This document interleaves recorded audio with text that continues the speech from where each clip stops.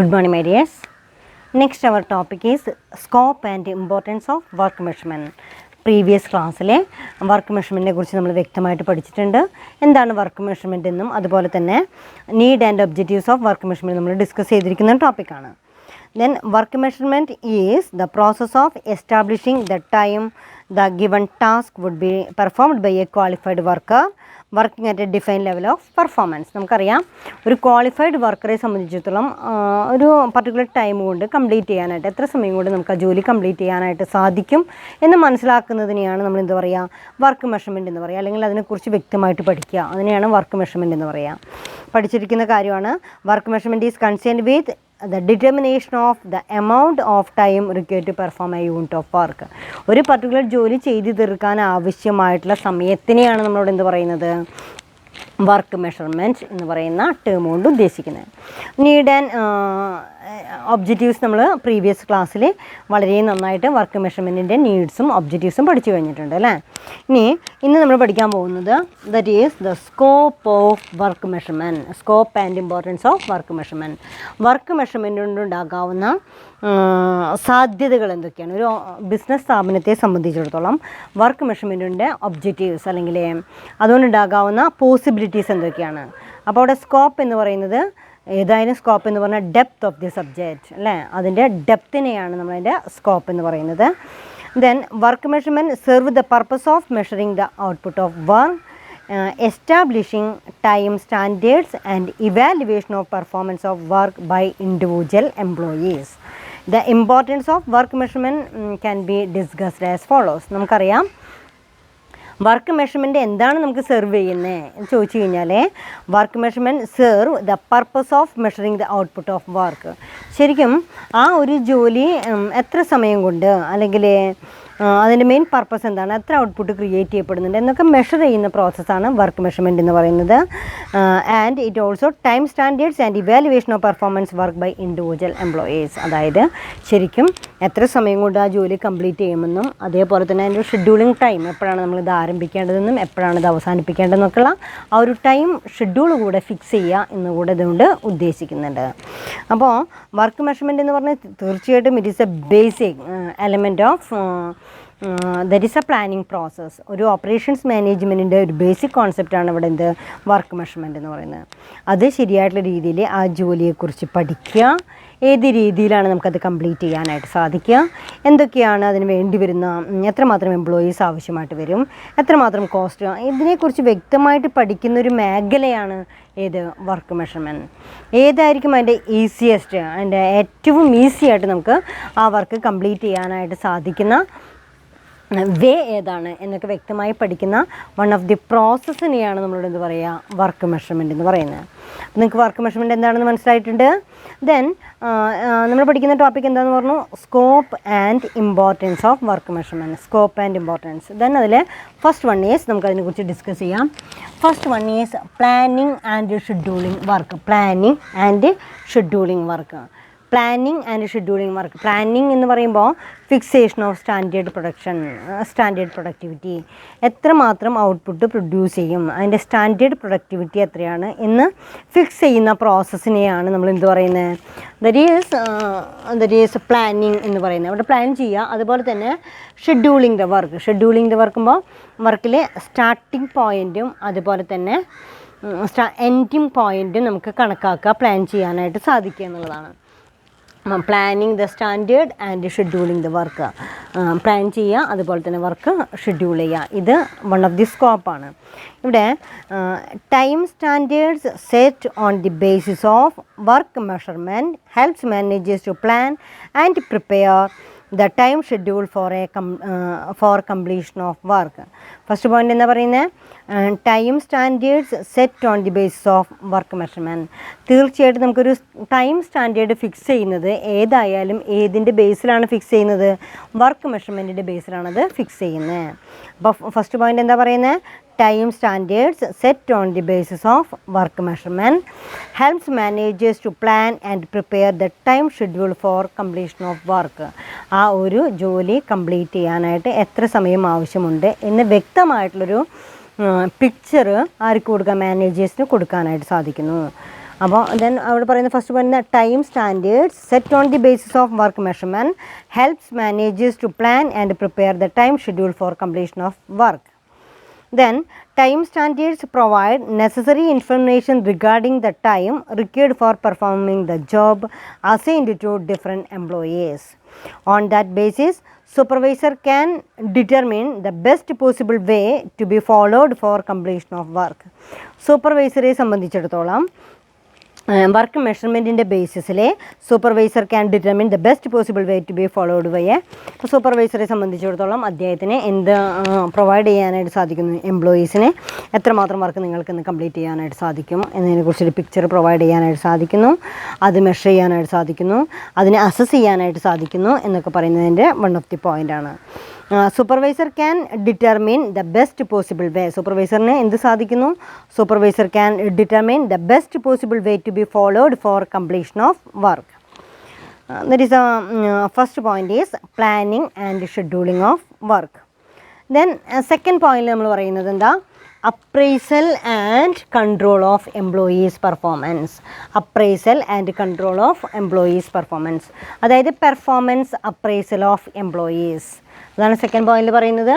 One of the another scope for work measurement that is appraisal and control of employees performance. Employees performance എന്ന് പറയുമ്പോൾ it is an appraisal of employees performance. ഈ performance appraisal എന്ന് പറയുന്നത് evaluation of efficiency of employees, evaluating the efficiency of employees. അവിടെ evaluation process of efficiency of employees.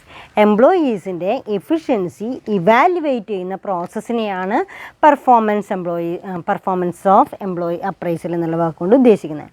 ഈ performance അപ്രൈസലിൽ നമ്മൾ മുൻപ് പഠിച്ച പോലെ തന്നെ to assess the strength and weakness of the employees.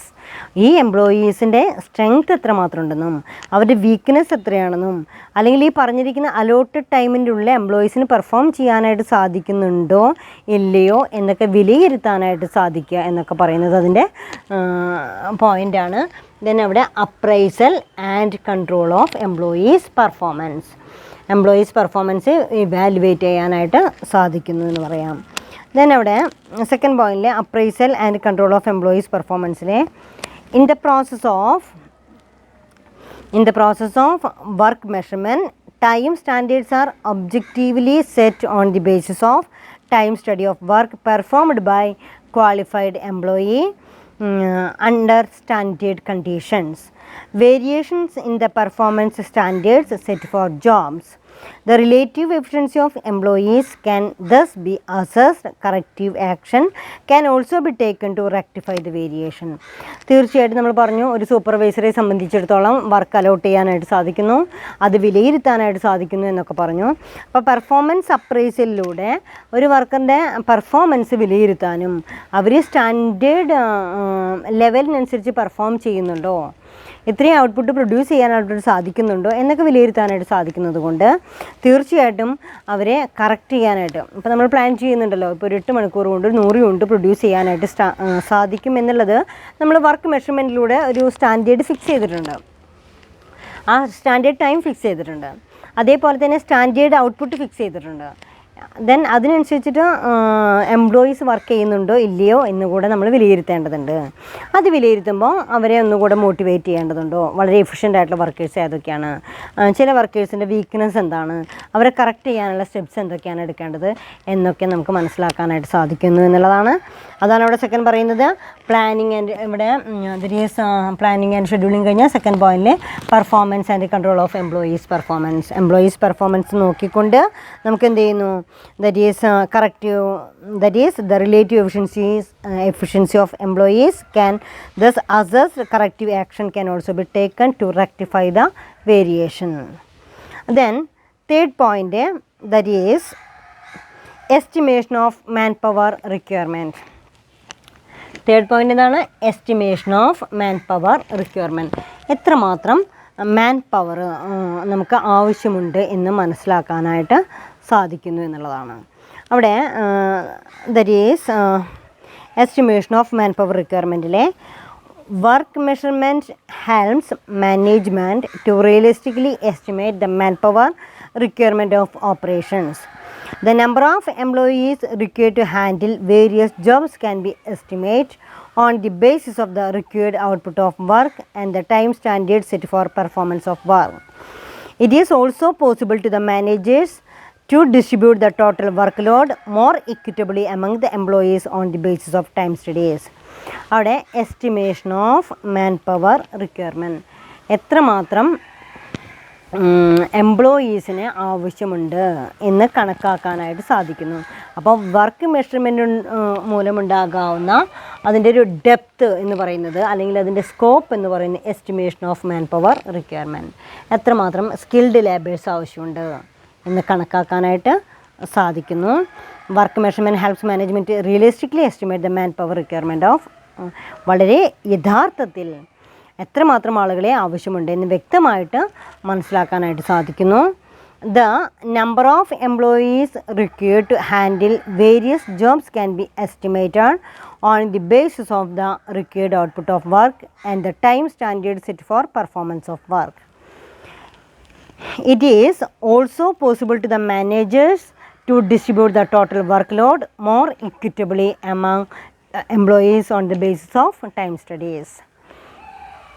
ആ ഒരു സമയത്തിൻ്റെ ബേസിസിൽ തീർച്ചയായിട്ടും ഇത്ര സമയം കൊണ്ട് ഇത്ര വർക്കേഴ്സ് വർക്ക് ചെയ്യാനായിട്ട് സാധിക്കും എന്ന് കണക്കാക്കി അതിനനുസരിച്ച് പ്ലാൻ ചെയ്യാനായിട്ട് സാധിക്കുന്നു എന്ന് പറയുന്നതാണ് വൺ ഓഫ് ദി സ്കോപ്പ് എന്ന് പറയുന്നത്. അപ്പോൾ നമ്മൾ 3 പോയിൻറ്റ്സ് നമ്മൾ ഡിസ്കസ് ചെയ്ത് കഴിഞ്ഞു. Planning and scheduling of work, appraisal and control of employees' performance, and estimation of manpower requirement.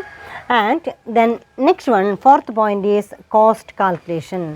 Cost calculation എന്ന് പറയുമ്പോൾ ശരിക്കും വർക്ക് മെഷർമെൻറ്റിൻ്റെ വൺ ഓഫ് ദി ഏരിയ എന്ന് പറയുന്നത് it is helpful for cost calculation, cost കണക്കാക്കാനായിട്ട് സഹായിക്കുക എന്ന് പറയുന്നതാണ്. ദെൻ അവിടെ കോസ്റ്റ് എന്ന് പറയുമ്പോൾ what is meant by cost? The expenses incurred for production, expenses incurred for production, ഒരു പ്രൊഡക്ഷന് ആവശ്യമായിട്ടുള്ള ചിലവുകളെയാണ് നമ്മളുടെ കോസ്റ്റ് എന്ന് പറയുന്നത്. ഈ കോസ്റ്റ് കണക്കാക്കുക എന്ന് പറയുമ്പോൾ നിങ്ങൾക്കറിയാം, കോസ്റ്റ് ഷീറ്റൊക്കെ പ്രിപ്പയർ ചെയ്തിട്ടുള്ള കുട്ടികളാണ്. കോസ്റ്റ് കണക്കാക്കുമ്പോൾ ആദ്യം direct material, direct labour, direct expenses, then നമുക്ക് കിട്ടുന്നു prime cost, add factory over head, factory cost or production cost, then add office and administration expenses, then add distribution expenses, then profit കൂടെ add ചെയ്ത് കഴിഞ്ഞാൽ ലാസ്റ്റാണ് നമുക്ക് എന്ത് കിട്ടുക? Selling cost നമുക്ക് കിട്ടുക. ഇവിടെ ശരിക്കും time standards also help in calculating the cost of work. ഒരു ജോലി കംപ്ലീറ്റ് ചെയ്യാനായിട്ട് ആവശ്യമായിട്ടുള്ള സമയം എത്രയാണെന്നും ആ സമയത്തിന് എത്രമാത്രം കോസ്റ്റ് ആവുമെന്നും കണക്കാക്കാൻ സാധിക്കുകയെന്ന് വെച്ചാൽ അപ്പം തന്നെ നമുക്ക് എന്ത് അസർട്ടൈൻ ചെയ്യാനായിട്ട് സാധിക്കുന്നു? To ascertain the labour cost, direct labour cost നമുക്ക് മനസ്സിലാക്കാനായിട്ട് സാധിക്കുന്നു. അപ്പോൾ വർക്ക് മെഷർമെൻറ്റിനുള്ള വൺ ഓഫ് ദി സാധ്യത, വൺ ഓഫ് ദി സ്കോപ്പ് എന്ന് പറയുന്നത് എന്താണ്? ദെൻ അസർട്ടൈൻമെൻറ്റ് ഓഫ് കോസ്റ്റാണ്, കോസ്റ്റ് കാൽക്കുലേഷനാണ്. അവിടെ time standards also helps in calculating the cost of the work. അവിടെ time standards also helps in calculating the cost of work. It enables the മാനേജ്മെൻറ്റിനെ എന്തിനു സഹായിക്കുന്നു? It enables the management to allocate the cost to various products and thus helps in cost calculation. Management can also prepare budget accordingly and determine the final price of the product. തീർച്ചയായിട്ടും ഒരു പ്രൊഡക്റ്റിൻ്റെ final price എത്രയാണെന്ന് കണക്കാക്കാനായിട്ട് കൂടെ സാധിക്കുന്നു. ഇതാണ് അവിടെ fourth point പറയുന്നത്. That is work measurement helps to cost calculation. Then fifth പോയിൻറ്റിലെ improved employee motivation and morale. Improved employee motivation and morale. There may also be scheme to motivate the employees on the basis of their relative efficiency and determined by performance appraisal. Establishment of time standards brings awareness as to what is required for each employee in terms of quality and quantity of work. This improves employee morale. Employee in terms of quality and quantity of work. Last point scope എന്ന് പറയുന്നതിൽ that is improved employee motivation and morale. നമ്മൾ പറഞ്ഞു performance അപ്രൈസലിലൂടെയൊക്കെ ഓരോ എംപ്ലോയീസിൻ്റെയും efficiency മനസ്സിലാക്കാനായിട്ട് സാധിക്കുന്നു. Then efficiency മനസ്സിലാക്കി കഴിഞ്ഞാൽ efficient ആയിട്ടുള്ള ലേബേഴ്സിനെ വർക്കേഴ്സിനെ മോട്ടിവേറ്റ് ചെയ്യേണ്ടതുണ്ട്. ആ മോട്ടിവേറ്റ് ചെയ്യാനായിട്ട് നമുക്ക് ആവശ്യമായിട്ടുള്ളൊരു ഫൈനാൻഷ്യൽ എയ്ഡ് പ്രൊവൈഡ് ചെയ്യും. ഈ ഫൈനാൻഷ്യൽ എയ്ഡിനെയാണ് നമ്മളവിടെ എന്ത് പറയുക, ഇൻസെൻറ്റീവ്സ് എന്ന് പറയുക. ത്രൂ ഇൻസെൻറ്റീവ്സ്, അവിടെ ഇൻസെൻറ്റീവ്സ് കൊടുത്ത് ഒരു 10,000 രൂപയിൽ 12,000 രൂപ കിട്ടുമ്പോഴുണ്ടാകാവുന്നൊരു സന്തോഷം അല്ലേ. ഒരു 50,000 രൂപയുള്ള ഒരു 55,000 രൂപയാകുമ്പോൾ നമുക്ക് വേറെ ഏതെങ്കിലും രീതിയിൽ നമുക്ക് അവർക്ക് എന്തെങ്കിലും ഒരു ബെനിഫിറ്റ് നമുക്ക് അവർക്ക് പ്രൊവൈഡ് ചെയ്യുന്നുണ്ടെങ്കിൽ, ഫൈനാൻഷ്യൽ എയ്ഡ് പ്രൊവൈഡ് ചെയ്യുന്നുണ്ടെങ്കിൽ അതിനെയാണ് നമ്മൾ എന്ത് പറയുക, ഇൻസെൻറ്റീവ്സ് എന്ന് പറയാം. ദെൻ ഇവിടെ ഇംപ്രൂവ്ഡ് എംപ്ലോയി മോട്ടിവേഷൻ, തീർച്ചയായിട്ടും നമുക്ക് എംപ്ലോയീസിനെ മോട്ടിവേറ്റ് ചെയ്തുകൊണ്ട് ഫൈനാൻഷ്യൽ എയ്ഡ് പ്രൊവൈഡ് ചെയ്തുകൊണ്ട് അവരെ മോട്ടിവേറ്റ് ചെയ്യുകയാണെങ്കിൽ it increase the employees morale എന്ന് പറയുമ്പോൾ അവിടെ attitude of employees to work hard അല്ലേ. കൂടുതൽ ജോലി ചെയ്യാനായിട്ടുള്ള അവരുടെ ആറ്റിറ്റ്യൂഡ് തന്നെ മാറും. അതേപോലെ തന്നെ കൂടുതൽ ജോലി ചെയ്യാനായിട്ട് അവർ വില്ലിങ് ആവുകയാണ് ചെയ്യുക. ആ വില്ലിങ്നെസ്, അതാണ് എംപ്ലോയി മൊറയിൽ. ആ സ്ഥാപനത്തിനോട് അവർക്കുള്ള ഒരു കൂറ് അല്ലെങ്കിൽ അവരുടെ ഒരു ഇഷ്ടം. ദെൻ അവർക്ക് എത്രമാത്രം അവർക്ക് അവിടെ കൂടുതലായിട്ട് ജോലി ചെയ്യാനായിട്ട് സാധിക്കുമോ അത്രമാത്രം അവർ ജോലി ചെയ്യാനായിട്ടുള്ളൊരു ഡെഡിക്കേഷൻ ഉണ്ടാവും. അതാണ് അവിടെ എംപ്ലോയീസ് മൊറയിൽ എന്ന് പറയുന്നത്. അപ്പം വർക്ക് മെഷർമെൻറ്റ് എന്ന് പറയുന്ന വൺ ഓഫ് ദി മെഷർമെൻറ്റ്, ആ മെഷർമെൻറ്റ് നമുക്ക് ഉപയോഗപ്പെടുത്തുകയെന്നുണ്ടെന്ന് വെച്ചാൽ തീർച്ചയായിട്ടും it will increase the മൊറയിൽ of the employees.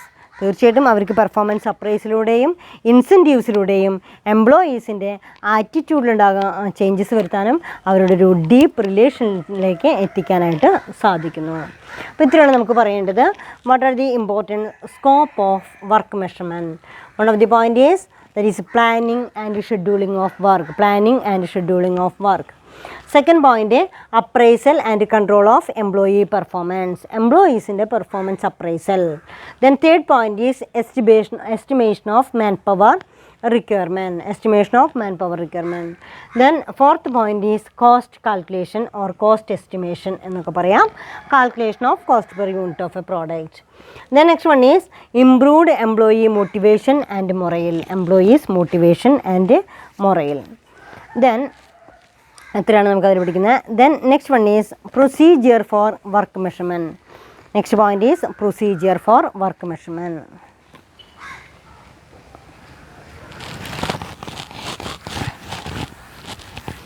ഇനി ഈ വർക്ക് മെഷർമെൻറ്റ് നമുക്ക് ചെയ്തെടുക്കാനുള്ള പ്രൊസീജിയേഴ്സ് ഏതൊക്കെയാണ് എന്നാണ് നമുക്ക് ഡിസ്കസ് ചെയ്യേണ്ടത്. എന്താണ് procedure for work measurement?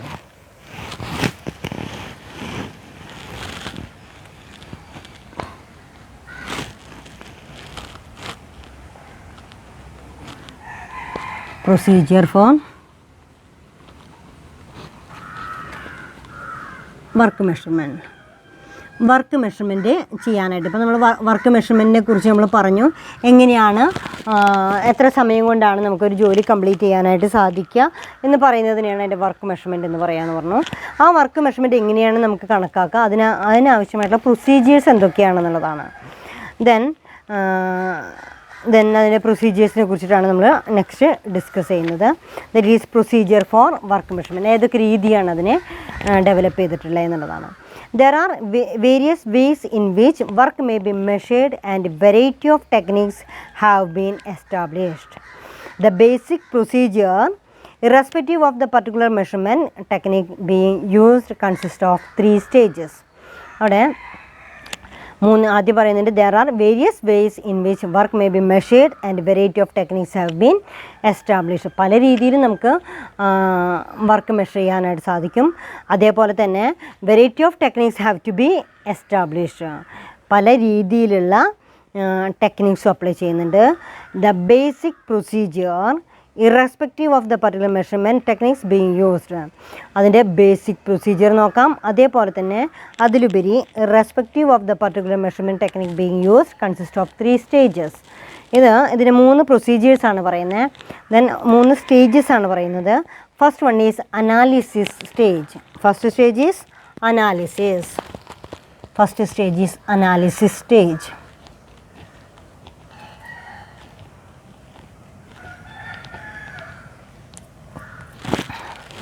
Then second one is measurement phase.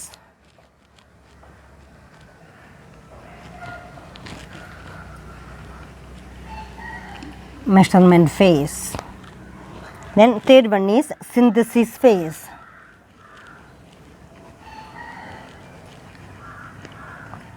synthesis phase.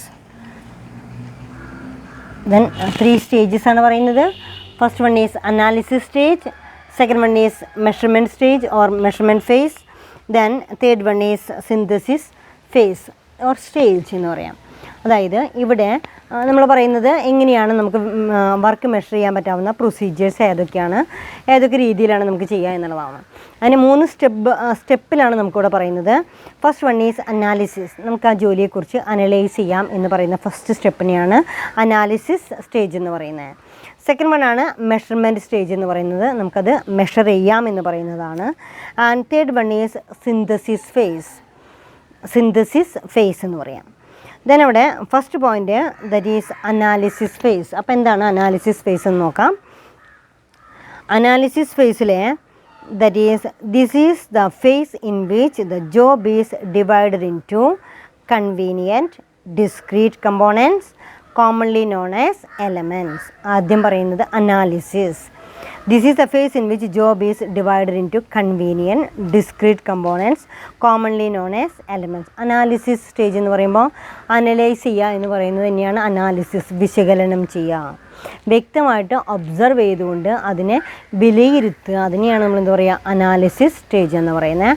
അപ്പോൾ അതിൻ്റെ വൺ ഓഫ് ദി ഫേസ് എന്ന് പറയുന്നത് ഫസ്റ്റ് 3 ഘട്ടങ്ങളിലൂടെയാണ് ആ ജോലിയെക്കുറിച്ച് നമുക്ക് കംപ്ലീറ്റ് ചെയ്യാനായിട്ട് സാധിക്കുക. ഫസ്റ്റ് സ്റ്റേജ് അനാലിസിസ് സ്റ്റേജാണ്. സെക്കൻഡ് സ്റ്റേജ് എന്ന് പറയുന്നത് വർക്ക് മെഷർമെൻറ്റ് സ്റ്റേജാണ്. തേർഡ് സ്റ്റേജ് എന്ന് പറയുന്നത് സിന്തസിസ് സ്റ്റേജാണ്. ഈ 3 ഘട്ടങ്ങളിലൂടെയാണ് നമുക്ക് അതിൻ്റെ പ്രൊസീജിയേഴ്സ് കംപ്ലീറ്റ് ചെയ്യാനായിട്ട് സാധിക്കുക. ദെൻ അവിടെ ഫസ്റ്റ് പ്രോസസ്സിൽ പറയുന്നുണ്ട് that is analysis stage. Analysis സ്റ്റേജിൽ this is the phase in which the job is divided into convenient discrete components and commonly known as elements. അതായത് അവിടെ നമ്മളതിനെ തരംതിരിക്കുന്നുണ്ട്, നമുക്ക് കൺവീനിയൻ്റ് ആയിട്ടുള്ള രീതിയിൽ നമ്മളതിനെ തരംതിരിക്കുന്നുണ്ട്. This is the phase in which job is divided into convenient ആയിട്ട്, അതേപോലെ തന്നെ discrete components commonly known as elements. അതിനെ സാധാരണ നമ്മൾ എലമെൻറ്റ്സ് എന്നുള്ള പേരിലാണ് അറിയപ്പെടുക. ഇതാണ് ഫസ്റ്റ് സ്റ്റേജ്. വിശദമായിട്ട് നമ്മളതിനെ പഠിക്കുക, വിലയിരുത്തുക എന്ന് പറയുന്ന പ്രോസസ്സിനെയാണ് അനാലിസിസ് സ്റ്റേജ് എന്ന് പറയുന്നത്. അപ്പോൾ അത് ക്ലിയർ ആയല്ലോ എന്താണ് അനാലിസിസ് സ്റ്റേജ് എന്ന് പറയുക. സെക്കൻഡ് സ്റ്റെപ്പാണ് മെഷർമെൻറ്റ് ഫേസ്. മെഷർമെൻറ്റ് എന്ന് പറയുമ്പോൾ അളന്ന് തിട്ടപ്പെടുത്തുക എന്ന് പറയുന്ന അർത്ഥത്തിൽ. In this phase specific measurement technique is used to establish time required by a qualified worker working at a defined level of performance to complete each element of a work. അപ്പോൾ രണ്ടാമത് പറയുന്നത് നമ്മൾക്കത് വർക്ക് മെഷർ ചെയ്യുന്ന രീതിയാണ് measurement face എന്ന് പറയുന്നത്. അപ്പോൾ ആദ്യം ഈ ജോലി എങ്ങനെയാണ് കംപ്ലീറ്റ് ചെയ്യുക എന്ന് പറയുന്നത് നമുക്കൊന്ന് അനലൈസ് ചെയ്ത് നോക്കാം. എന്തൊക്കെയാണ് അതിനാവശ്യമായിട്ടുള്ളത്, ഓരോ കമ്പോണൻറ്റിനെയും ഓരോ പാർട്ടിനെയും നമ്മൾ കീറി മുറിച്ച് പഠിക്കുന്ന ഒരു പ്രോസസ്സിനെയാണ് അനാലിസിസ് സ്റ്റേജ് എന്ന് പറയുന്നത്.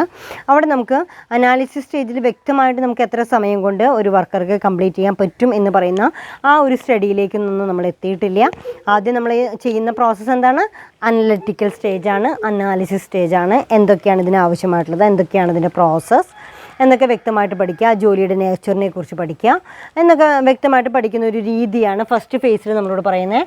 അതിനെയാണ് അനാലിസിസ് ഫേസ് എന്ന് പറയുക. ഒബ്സർവിങ് സ്റ്റേജാണ് അവിടെ അനാലിസിസ് എന്ന് പറയുന്നത്. സെക്കൻഡ് വൺ ആണ് പറയുന്നത് എന്ത്, മെഷർമെൻറ്റ് ഫേസ് എന്ന് പറയുന്നത്. മെഷർമെൻറ്റ് എന്ന് പറയുമ്പോൾ അതൊരു ക്വാണ്ടിഫൈബിൾ ആയിരിക്കണം അല്ലേ. മെഷർമെൻറ്റ് എല്ലായ്പ്പോഴും ക്വാണ്ടിഫൈബിൾ ആയിരിക്കണം. അതായത് എത്ര സമയം കൊണ്ട് ഇത്ര ഔട്ട്പുട്ട് പ്രൊഡ്യൂസ് ചെയ്യാനായിട്ട് സാധിക്കുമെന്ന് കണക്കാക്കുക എന്ന് പറയുമ്പോഴാണ് അവിടെ എന്ത് പറയുക, ദെൻ അതിനെ ക്വാണ്ടിഫൈബിൾ എന്ന് പറയുക. നമുക്ക് അളന്ന് തിട്ടപ്പെടുത്താനായിട്ട് സാധിക്കുക, ക്വാണ്ടിറ്റേറ്റീവായിട്ട് മാറുക. അതിനെയാണ് ക്വാണ്ടിഫൈബിൾ എന്ന് പറയുന്ന ടേം കൊണ്ട് ഉദ്ദേശിക്കുന്നത്. അപ്പോൾ ഇവിടെ സെക്കൻഡ് വൺ പറയുന്നത് that is measurement phase. Second വണ്ണിലെ മെഷർമെൻറ്റ് ഫേസ് ആണ്. In this phase specific measurement technique is used to establish the time required by a qualified worker working at a defined level of performance. അപ്പോൾ തീർച്ചയായിട്ടും നമ്മളവിടെ വിലയിരുത്തുക എന്ന് പറയുന്നത് വളരെ നന്നായിട്ട് ഒരു സ്കിൽഡ് ലേബർക്ക് ഈ ജോലി എത്ര സമയം കൊണ്ട് കംപ്ലീറ്റ് ചെയ്യാനായിട്ട് സാധിക്കും എന്ന് വ്യക്തമായിട്ട് മെഷർ ചെയ്തുകൊണ്ട് ഒരു സ്റ്റാൻഡേർഡ് ടൈമും സ്റ്റാൻഡേർഡ് പ്രൊഡക്ടിവിറ്റിയും കണക്കാക്കുക എന്ന് പറയുന്ന സ്റ്റേജിനെയാണ് അവിടെ എന്ത് പറയുക, മെഷർമെൻറ്റ് സ്റ്റേജ് എന്ന് പറയാം കേട്ടോ. അപ്പോൾ 3 ഫേസസിലൂടെയാണ് വർക്ക് മെഷർമെൻറ്റ് പോയിക്കൊണ്ടിരിക്കുന്നത്. വർക്ക് എങ്ങനെ മെഷർ ചെയ്യാമെന്ന് ചോദിക്കുമ്പോൾ ആദ്യം നമുക്ക് എന്ത് മനസ്സിലായി? അനാലിസിസ് സ്റ്റേജിലൂടെ. സെക്കൻഡ് സ്റ്റേജിൽ നമ്മൾ പറയുന്നത് എന്താ? മെഷർമെൻറ്റ് ഫേസാണ്, അത് മെഷർ ചെയ്യണം. മെഷർ ചെയ്യാമെന്ന് പറയുമ്പോൾ ഇത്രയേ ഉള്ളൂ, ഒരു സ്കിൽഡ് ലേബറെ കൊണ്ട് ഈ ഒരു ജോലി എത്ര സമയം കൊണ്ട് കംപ്ലീറ്റ് ചെയ്യാനായിട്ട് സാധിക്കും എന്ന് പറയുമ്പോൾ നമുക്കൊരു സ്റ്റാൻഡേർഡ് ടൈമും ഫിക്സ് ചെയ്യാനായിട്ട് സാധിച്ചു പോകും. ദെൻ അതിനനുസരിച്ച് നമുക്കൊരു ഷെഡ്യൂൾ തയ്യാറാക്കാം. ആ ഷെഡ്യൂൾ തയ്യാറാക്കുക എന്ന് പറയുമ്പോൾ അതിൻ്റെ സ്റ്റാർട്ടിംഗ് പോയിൻറ്റും അതുപോലെ തന്നെ അതിൻ്റെ സ്റ്റാർട്ടിംഗ് ടൈമും എൻഡിങ് ടൈമും ഫിക്സ് ചെയ്തുകൊണ്ട് നമുക്ക് അവിടെ എന്ത് ചെയ്യാൻ പറ്റും? ഒരു സ്റ്റാൻഡേർഡ് ടൈം ഫിക്സ് ചെയ്യാനായിട്ട് സാധിക്കും. അത് ഫിക്സ് ചെയ്യാൻ സാധിക്കണമെങ്കിൽ നമുക്ക് എന്ത് ചെയ്യണം? ആ മെഷർമെൻറ്റ് സ്റ്റേജിലെ ഒരു സ്റ്റാൻഡേർഡ് പ്രൊഡക്ടിവിറ്റി രാവിലെ 8 മുതൽ വൈകിട്ട് 5 വരെ ഇത്രയുണ്ട് പ്രൊഡ്യൂസ് ചെയ്യാനായിട്ട് സാധിക്കും, ഇത്ര മണിക്കൂറാണ് വർക്കിംഗ് ടൈം, അല്ലെങ്കിൽ 9 തൊട്ട് 6 വരെ എന്നൊക്കെ നമുക്ക് ഒരു ടൈം ഷെഡ്യൂൾ ഫിക്സ് ചെയ്യണമെങ്കിൽ ഒരു സ്റ്റാൻഡേർഡ് ടൈമും സ്റ്റാൻഡേർഡ് പ്രൊഡക്ടിവിറ്റിയും നമുക്ക് അറിഞ്ഞിരിക്കണം. അത് അറിഞ്ഞിരിക്കണമെങ്കിൽ ഇത്തരത്തിലുള്ള ഇവാലുവേഷനിലൂടെയാണ് നമുക്കത് കണ്ടുപിടിക്കാനായിട്ട് സാധിക്കുക. അവിടെ പറയുന്നത് in this phase specific measurement technique is used to establish the time required by a qualified worker working at a defined level of performance to complete each element of the work.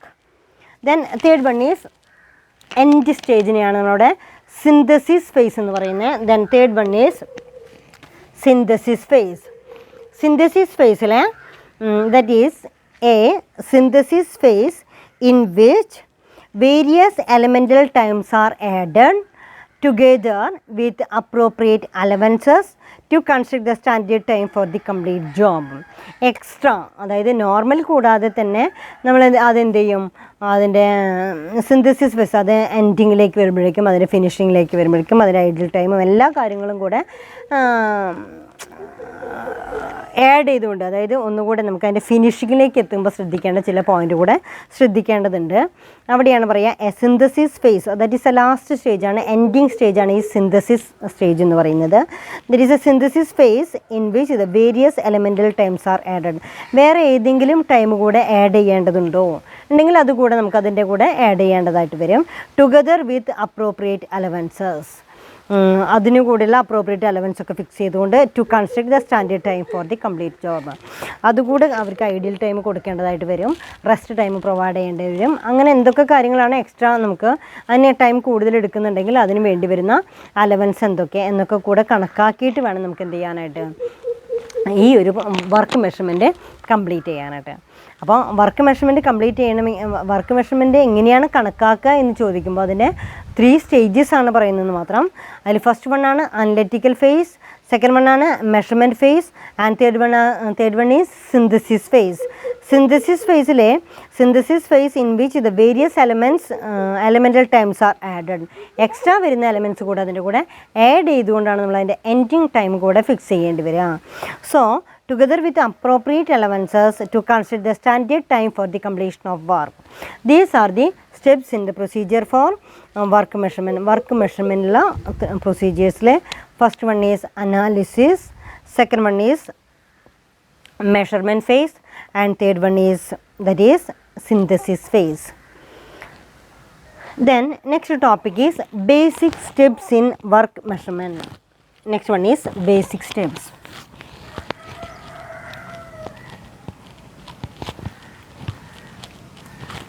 Basic steps എന്താണെന്ന് നോക്കാം. Basic സ്റ്റെപ്സിലെ the industrial engineer observe work and record time that is from his calculation basic and standard times. അവിടെ ഒരു work മെഷർമെൻറ്റിൻ്റെ basic സ്റ്റെപ്പിലെ the industrial engineer observe work and record times, stop watch or synthetic time data and from this calculate basic and standard times. These steps involved ഏതൊക്കെയാണ് അതിൽ ശ്രദ്ധിക്കേണ്ട points? First one is decide the task to measured and understand the work task cycle including the startup, performant, wind down, put away phases etcetera. First നമ്മൾ ചെയ്യേണ്ട പോയിൻറ്റിൽ that is decide. അവിടെ that is decide the task to be measured and understand the work. ആദ്യം നമ്മൾ ജോലി ഏതാണ് നമ്മൾക്ക്, അപ്പോൾ അവിടെ basic step for work measurement, work measure ചെയ്യാനുള്ള ബേസിക് സ്റ്റെപ്പിൽ ഫസ്റ്റ് വൺ പറയുന്നത് എന്താണ്? Decide the task to be measured and understand the work. എത്ര സമയം കൊണ്ടാണ് നമുക്ക് കംപ്ലീറ്റ് ചെയ്യാൻ പറ്റുക എന്നുള്ളത് ആദ്യം ഡിസൈഡ് ചെയ്യണം. Task cycle including startup, perform and wind down, put away phases. Second പോയിന്റിൽ identify the elements of each task. ആദ്യം നമ്മൾ ഏതൊക്കെയാണ് ജോലി എന്ന് നോക്കാം, ആ ജോലിയെ തരംതിരിക്കുക. പിന്നെ സെക്കൻഡ് സ്റ്റെപ്പിൽ identify the elements of job or task. ഓരോ ജോലികളുടെയും പ്രത്യേകതകൾ, അതിൻ്റെ എലമെൻറ്റ്സ്, അതൊക്കെ നമ്മൾ identify the elements of each task. Then third one is observe the task being done. Reliable, sufficient, valid observation. അതാണ് മൂന്നാമത്തെ പോയിന്റ് പറയുന്നത്. That is observe the task being done. ആ ടാസ്കിനെ നമ്മൾ ഒബ്സർവ് ചെയ്യുക എന്നുള്ളതാണ് observe the task being done. അത് reliable ആണോ, sufficient ആണോ എന്നുള്ളതൊക്കെ വിലയിരുത്തുക. And fourth one is record, stop watch and time sheet the observe times for each element in the task cycle. നമ്മൾ ഇത് കംപ്ലീറ്റ് ചെയ്യാനായിട്ട് സ്റ്റോപ്പ് വാച്ച് ഉപയോഗിക്കുക, അല്ലെങ്കിൽ ടൈം ഷീറ്റ് പ്രിപ്പയർ ചെയ്യുകയോ ചെയ്യുക. Calculate basic time for these. ഇതെല്ലാം ചെയ്യാനായിട്ടുള്ള basic time എത്രയാണ് എന്ന് കണക്കാക്കുക. Add defined percentage allowances to each element to basic time. അവിടെ add defined percentage allowances to each element of the basic time. Last one is appraise the observed performance and give rating. അതിനുശേഷം നമ്മൾ എന്ത് ചെയ്യുന്നു, ഓരോ performance അപ്രൈസലിലൂടെ appraise the observed performance വിലയിരുത്തുക, അതുപോലെ തന്നെ റേറ്റ് ചെയ്യപ്പെടുക. Apply an effort on performance rating as and adjustment to each element and then total. അപ്പോൾ ഇവിടെ നമ്മളോട് പറയുന്നത് basic steps for work measurement ചെയ്യാനുള്ള ബേസിക് സ്റ്റെപ്പുകൾ ഏതൊക്കെയാണ്? ആദ്യം ഡിസൈഡ് ദ ടാസ്ക് തീരുമാനിക്കുക. Decide the task to measured and understand the work. പിന്നെ പറയുന്നത് identify the elements of each task. ഓരോ ടാസ്കിനെയും ഐഡൻറ്റിഫൈ ചെയ്യുക. Then next one is observe the task being done. അതായത് റിലയബിൾ ആണോ, സഫിഷ്യൻ്റ് ആണോ, വാലിഡ് ആണോ എന്നുള്ളതൊക്കെ ഒബ്സർവ് ചെയ്യുക. Record and stop watch. Then next one is calculate basic time for these. Then next add defined percentage allowances to each element to basic time. Appraisal and observe the performance and give rating. Apply an effort performance rating adjustment to each element and the total. Last നമ്മൾ എത്ര time കൊണ്ടാണിത് complete ചെയ്യാനായിട്ട് സാധിക്കുക എന്നുള്ളത് കൂടെ കണക്കാക്കുക എന്നുള്ളതാണ്. അതാണ് basic steps for work measurement. Next ക്ലാസ്സിലാണ് നമുക്ക് വർക്ക് മെഷർമെൻറ്റ് ടെക്നിക്സിനെ കുറിച്ച് പഠിക്കാനുണ്ട്. അപ്പോൾ ദെൻ അത് ഓരോന്നായിട്ട് നമുക്ക് പഠിക്കാം. അതിൽ first one is analytical estimation, then pre determined motion time study etcetera, and work sampling. Then next one is that is models. അത് നെക്സ്റ്റ് ക്ലാസ്സിലാണ് നമുക്ക് പഠിക്കാനുള്ളത്. അത് നമുക്ക് നെക്സ്റ്റ് ക്ലാസ്സിൽ വർക്ക് മെഷർമെൻറ്റ് ടെക്നിക്സ് നെക്സ്റ്റ് ക്ലാസ്സിൽ പഠിക്കാം. ഇന്ന് പഠിച്ചിട്ടുള്ള കുറച്ച് കാര്യങ്ങളെക്കുറിച്ച് 3 ടോപ്പിക്സാണ് നമുക്കിന്ന് ഡിസ്കസ് ചെയ്തിട്ടുള്ളൂ. ഏതൊക്കെയാണ് 3 ടോപ്പിക്സ്? ദെൻ ഫസ്റ്റ് നമ്മൾ ഡിസ്കസ് ചെയ്ത topic scope of work measurement. ആദ്യം ഡിസ്കസ് ചെയ്ത് ഇന്നത്തെ ക്ലാസ് നമുക്ക് കൺക്ലൂഡ് ചെയ്യുമ്പോൾ first one is scope and importance of work measurement. Scope and importance of work മെഷർമെൻറ്റിലെ ഏതൊക്കെയാണ് പോയിൻറ്റ്സ് എന്ന് ശ്രദ്ധിക്കാം. ഫസ്റ്റ് വൺ ഈസ് അപ്പോൾ scope and importance of work measurement എന്ന് പറയുമ്പോൾ, സ്കോപ്പ് എന്ന് പറയുമ്പോൾ വർക്ക് മെഷർമെൻറ്റിൻ്റെ സാധ്യതകളെക്കുറിച്ച്, അതിൻ്റെ ഡെപ്തിനെ കുറിച്ചിട്ടാണ് നമ്മളവിടെ ഡിസ്കസ് ചെയ്യുന്നത്. അപ്പോൾ scope and importance of work മെഷർമെൻറ്റിലെ first one is planning and scheduling work. Second one is appraisal and control of employees performance. Third one is estimation of manpower requirement. Fourth one is cost calculation. Fifth point is improved employee motivation and morale.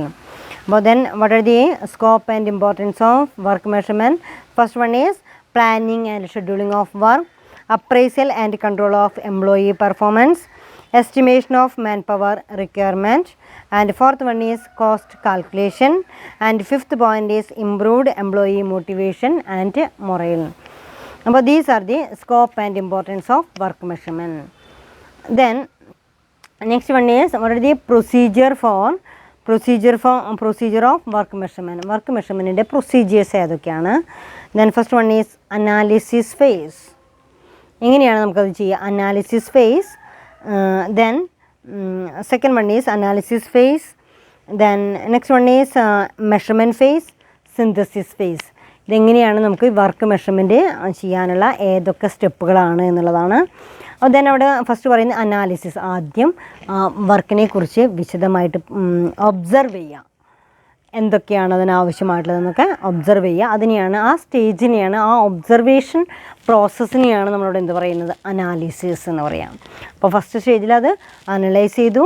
Second സ്റ്റേജിൽ നമ്മൾ എന്ത് ചെയ്തു, work measurement, അതായത് measurement ഫേസാണ്. Measurement ഫേസിൽ നമ്മൾ എന്ത് ചെയ്തു, standard ടൈമും സ്റ്റാൻഡേർഡ് പ്രൊഡക്ഷനും കണക്കാക്കുന്നതിനെയാണ് സെക്കൻഡ് ഫേസിൽ മെഷർമെൻറ്റ് ഫേസ് എന്ന് പറയുന്നത്. ദെൻ തേർഡ് ഫേസിലാണ് സിന്തസിസ് ഫേസ് എന്ന് പറയുന്നത്. അതിൻ്റെ കൂടെ എന്തെങ്കിലുമൊക്കെ ആഡ് ചെയ്യാനുണ്ടെങ്കിൽ അതുകൂടെ ആഡ് ചെയ്തുകൊണ്ട് നമ്മൾ കണക്കാക്കുന്നതിനെയാണ് നമ്മളവിടെ എന്ത് പറയുന്നത്, സിന്തസിസ് ഫേസ് എന്ന് പറയുന്നത്. അപ്പോൾ 3 ഫേസസിനെ കുറിച്ച് ഡിസ്കസ് ചെയ്തു. That is analysis phase, measurement phase and synthesis phase. Last topic ഏതായിരുന്നു, basic steps for work measurement. ഇത് കൂടെ പ്രൊസീജിയേഴ്സ്. പിന്നെ സാധാരണ ബേസിക് സ്റ്റെപ്സ് എന്ന് പറയുമ്പോൾ ടാസ്ക് ഡിസൈഡ് ചെയ്യുക, ടാസ്കിനെ വിഭജിച്ച് കൊടുക്കുക, identify the elements of each task, ഓരോന്നിൻ്റെയും എലമെൻറ്റ്സിനെ കുറിച്ച് പഠിക്കുക, observe the task being done, record ചെയ്യുക, calculate basic time for these, add defined percentage elements to each element on the basic time, appraise observed performance and give rating. These are the basic steps for work measurement. അപ്പം നമുക്ക് complete ചെയ്യാം. ഇന്നത്തെ ടോപ്പിക്കിൽ എന്തൊക്കെയാണ് discuss ചെയ്തതെന്ന് നോക്കിയിട്ട് നമുക്ക് complete ചെയ്യാം. ഏതൊക്കെയാണ്, scope and importance of work measurement. Next one is procedure of work measurement, basic steps for work measurement. Next ക്ലാസ്സിൽ വർക്ക് മെഷർമെൻറ്റ് ടെക്നിക്സിനെ കുറിച്ച് വിശദമായിട്ട് പഠിക്കാം. അപ്പോൾ ഇത്രയും നിങ്ങൾ നന്നായിട്ട് വായിച്ചു നോക്കാം. സംശയങ്ങളൊക്കെ ഉണ്ടെങ്കിൽ നമ്മളോട് ചോദിക്കാം, നമുക്കത് ഡിസ്കസ് ചെയ്യാം, ക്ലിയർ ചെയ്യാം. Okay, thank you all.